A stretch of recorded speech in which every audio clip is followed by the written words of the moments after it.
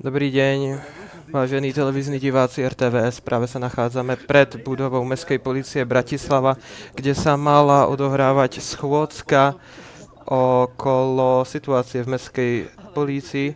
Mala prísť verejnosť a mala prebehnúť diskusia okolo situácie v Mestskej polícii. Bohužiaľ bola schôdzka zrušená a kvôli mimoriadnemu nebezpečenstvu bola nahlásená anonymne bomba v budove a situáciu momentálne sledujeme. Podľa našich informácií sa do budovy už dostala pyrotechnická hliadka, začali prehľadávať budovu a situáciu budeme sledovať, nemôžeme sa dostať za pásku, ale budeme vás ďalej informovať.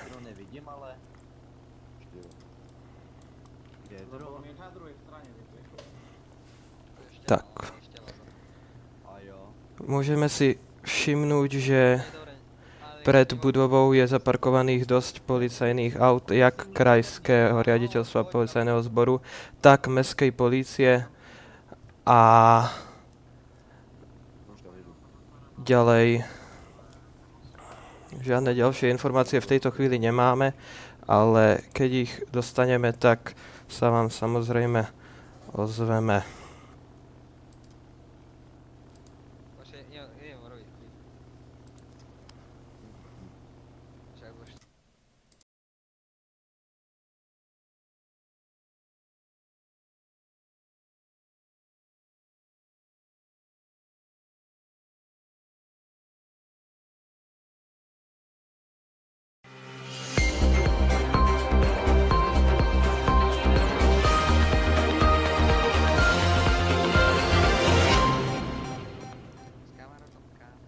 Tak, teraz už sme dostali pred kameru aj pána Kabiba Gomedova, ktorý sa prihlásil s jeho pohľadom na vec. Tak, pán Kabib, vieme o tom, že mala byť v budove Mestskej polície mala prebehnúť schôdzka verejnosti ohľadom súčasnej situácii vo vedení Mestskej polície, ktorá bola zrušená týmto bombovým útokom avizovaným, takže ja sa vás spýtam, vy ste chceli rozprávať niečo o súčasnej situácii v Mestskej polícii, tak nám niečo prosím k tomu povedzte. No poslední dobou tam jsou lidi strašně arrogantní a prostě myslím si, že by tam neměli co dělat. Vedeli by ste nám dať nejaký príklad alebo niečo, čím by ste mohli potvrdiť svoje téze? Alebo... Jakoby to... Nechci to úplně přibližovat, kdo přesně, ale ty noví policajti u městské policie už jsou v pohodě a ty starý nemá cenu ani mluvit. Jasne. Toto, vy ste plánovali prísť na túto schôdzku, typujem? Áno. A takže vlastne toto ste chceli povedať. Máte ešte niečo, čo by ste chceli dodať? Alebo vlastne toto je tak... To je tak všetko. Dobre, tak my sa teda ozveme zase naspäť, keď budeme mať nejaké nové informácie. Zatiaľ je to z predbudovy všetko, nič nové sme sa nedozvedeli. A pán Kovedov, ďakujem za váš čas a majte sa krásne, dovidenia. A to je teda odo mňa zatiaľ všetko a keď sa niečo nové dozvieme, budeme vás informovať.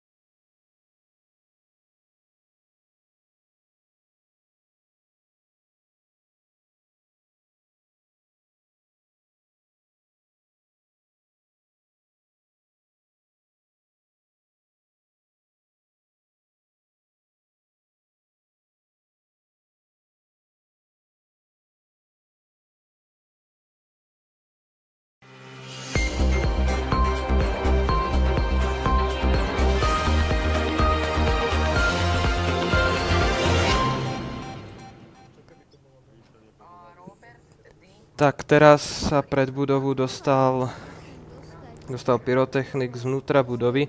Očakávame, že každou chvíľou dostaneme ďalšie informácie. Vidíme, že veliteľ zásahu od policie. Haló? Pán policajt? Pán policajt, máme nejaké nové informácie ohľadom útoku? Tak to prvé, čo by som povedal, tak môžeme ísť do hlavného pyrotechnika, tak ohľadom útoku, no tak žiadny útok sa tu neodohral. Počúvaj, kde je Hruška, poď sem. No, tak pán kolega, no, Hruška, poď za mňa. Počúvaj, ty nechceš na druhý mozoček teda? keď vydržíte, ja sa prezlečem, ja vám k tomu poviem potom niečo, keď som tam celý čas prasne behal, že to určite kolega strážil perimeter. Áno. Pozri sa Dobre, na tak Momentálne strážim perimeter, ale môžeme vyvrátiť, že teda žiadny útok sa tu neodohral, hej. To znamená, že zase niekto iba blafoval, ale samozrejme treba to preveriť. Takže falošné nahlásenie, áno. No, vyzerá to, že je to falošné, ale viac vám už samozrejme povie hlavný pyrotechnik. Dobre, rozumiem. Ďakujeme. Tak, dámy a páni, počuli ste to sami. Vyzerá to tak, že ten bombový útok bol falošný. Viac dostaneme za chvíľu od pána hlavného pyrotechnika. A to teda môžeme... Teda je to vlastne takmer už isté, že ten bombový útok bol falošný a za chvíľu dostaneme... A ty čo kameruješ?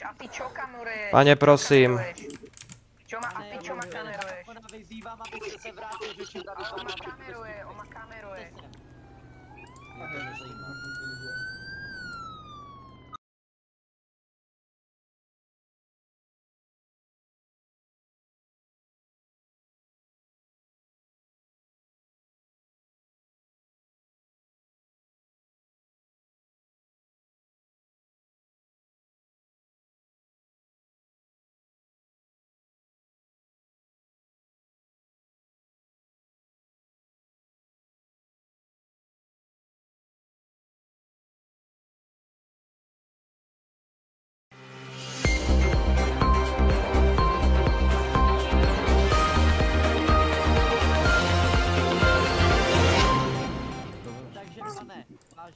Tak, dobrý deň, televízni diváci, vrahásime sa opäť spred budovy mestskej polície. Pri mikrofóne už mám pána hlavného pyrotechnika, dobrý deň.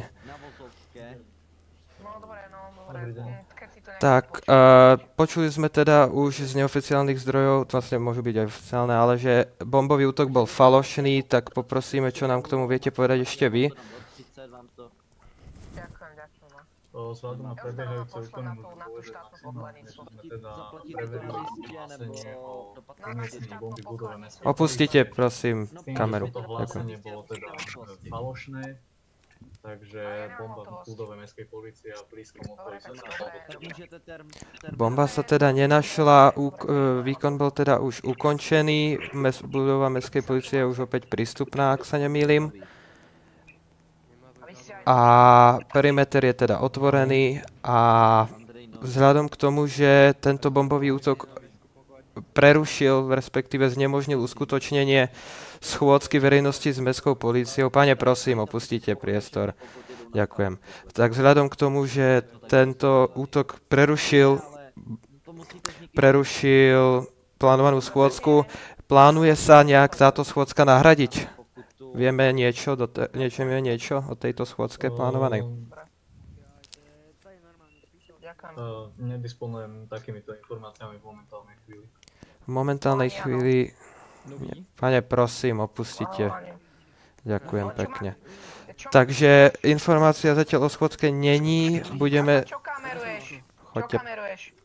Takže budeme sa ju snažiť získať. Toto bol hlavný pyrotechnik zásahu. Ďakujeme pekne za vašu prácu. Robíte mesto bezpečnejším a vy, televízni diváci, uvidíme sa s novými informáciami, keď ich dostaneme. A ďakujeme, že ste s nami.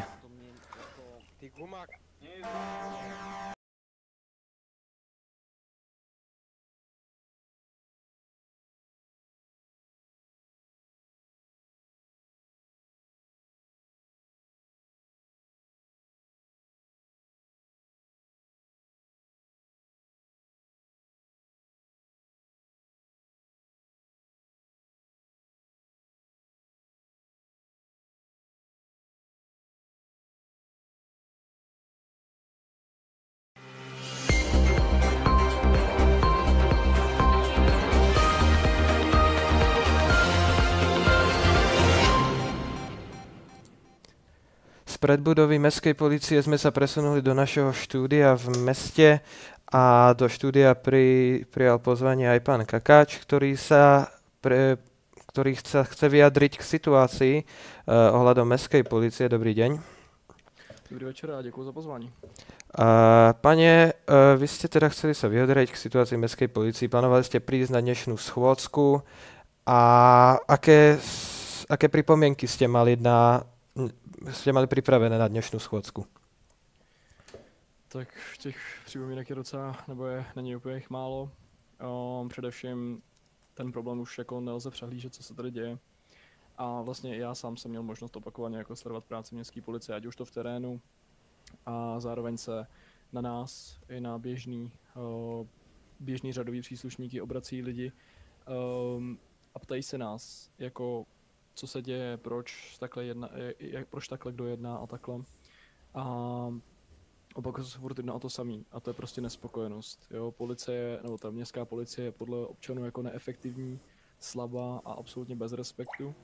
A bohužel je to blbý, ale musím souhlasit, protože ten stav je opravdu vážný. Čím konkrétne by ste vlastne popísali, že čo sa vlastne deje, prečo prichádzajú na mestskú políciu takéto pripomienky, oznámy, že vlastne čo je tým gro, prečo sa ľudia sťažujú? Tak asi začnu jednoduše. Sbor je plný jako lidí, co nemají úplně tolik zkušeností, nemají dostatečnou právní znalost s tím, že neorientují se ve služebních postupech a často nemají ani základní autoritu, kterou by tady měl každý mít. Občané to samozřejmě cítí, ztrácí důvěru a na městskou policii, a v některých případech se na městskou policii jako je těžký obrátit, protože nevěří, že jim dokáže pomoct. Další věc je samozřejmě, jak všichni víme, také vedení, protože současný náčelník je s mým prominutím člověk, který na tu funkci moc jako nestačí. Jo, chybí mu zkušenosti, rozhodnost a za mě smysl pro odpovědnost. Výcvik všeobecně našich příslušníků je nedostatečný a vnitřní kontrola nefunguje. A vlastně výsledkem je chaotický a demotivovaný sbor. Jo. Vy ste teda hovorili, že ste súčasťou tiež mestskej polície. A vnímate teda, že vedenie nestačí. Ako by ste si vy predstavovali vlastne nejakú reformu? Vymenili by ste vedenie alebo čo, nejaké iné kroky, ktoré vás napadajú? Tak takhle.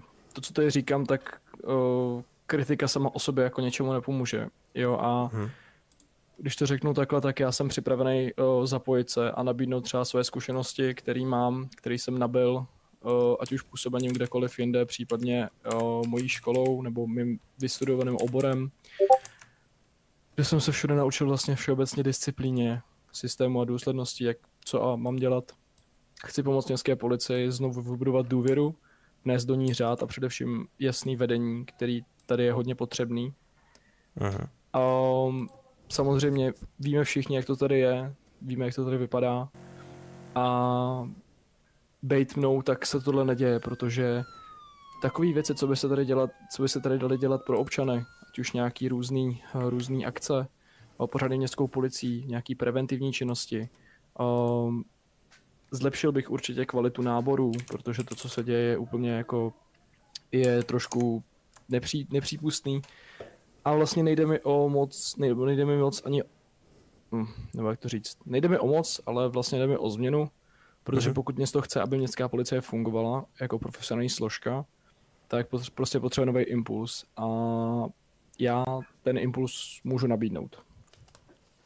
Toto bol pán Kakáč a ako ste počuli, je to aj prakticky nový kandidát na veliteľa náčelníka mestskej polície. Jeho slová boli veľmi zaujímavé.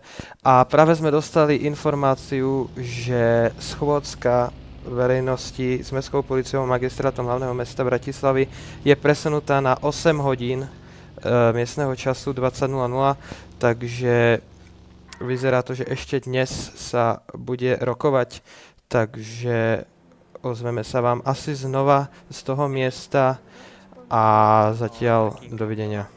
Ďakujeme, pán Kakáč, za váš čas a za vaše slova. Diváci, věřte v lepší budoucnost městské policie. Ďakujeme.